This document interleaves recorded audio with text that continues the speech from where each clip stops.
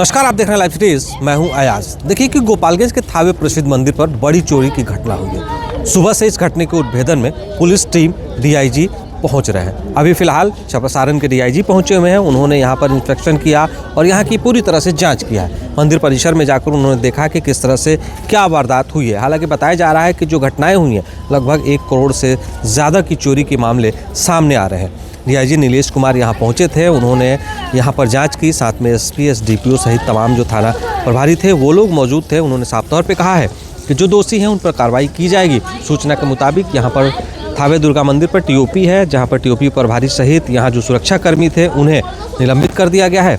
हालाँकि उन्होंने कहा है कि जल्द इन सभी बिंदुओं पर कार्रवाई करते हुए उन आरोपियों को गिरफ्तार कर लिया जाएगा।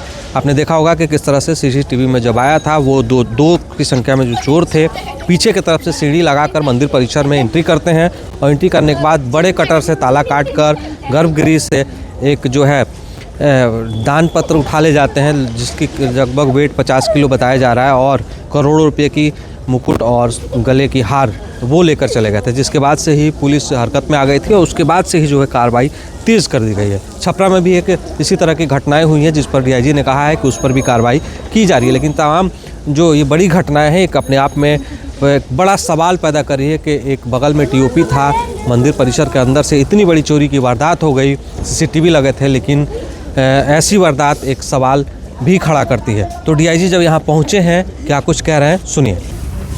देखिए, जांच से ये पता चला है कि गश्ती की जो प्रक्रिया है उसमें थोड़ा बहुत ढील हुआ है। इस कारण से इस तरह की घटनाएं हुई है।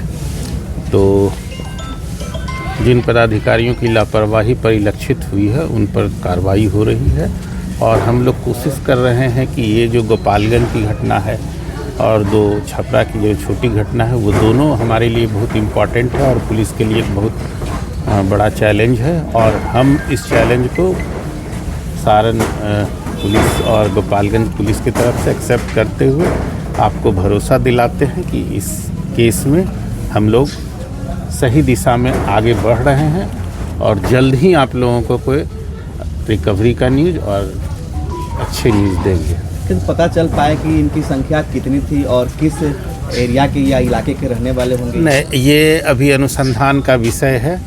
हम लोगों को बहुत सारी बातों का पता चला है, कुछ क्लूज़ भी मिले हैं, बट अभी अनुसंधान का विषय है और अनुसंधान के हित में यही होगा कि अभी ज़्यादा कुछ न बताया जाए। मठ मंदिरों की सुरक्षा को लेकर आगे पुलिस किस तरह की इंतजाम करेगी? देखिए, मठ मंदिर की सुरक्षा के लिए उसके आसपास के एरिया में गश्ती वगैरह को बढ़ाया जाएगा। बीट पेट्रोलिंग को अच्छे से सुनिश्चित किया जाएगा, क्योंकि हर जगह यह संभव नहीं होता है कि हर जगह फोर्स दिया जाए। ये तो चूँकि बहुत इम्पॉर्टेंट मंदिर है इसीलिए यहाँ परमानेंट टीओपी है, बट और सब जगह को बीट पेट्रोलिंग और जनरल रात्रि गश्ती वगैरह से कवर अप किया जाएगा। Thank you. तो आपने सुना कि सारण डीआईजी यहाँ पहुँचे थे। उन्होंने तुरंत कार्रवाई का आश्वासन दिया है। उन्होंने कहा है कि जल्द इस पूरे मामले पर उद्भेदन कर दिया जाएगा।